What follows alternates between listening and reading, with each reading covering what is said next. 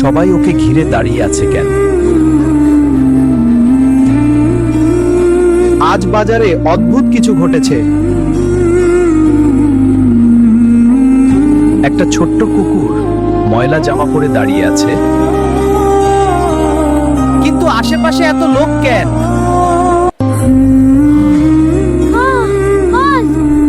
হঠাৎ সে তার ব্যাগ খুলল। ভেতর থেকে বের করলো একটা ছোট্ট ওষুধের প্যাকেট।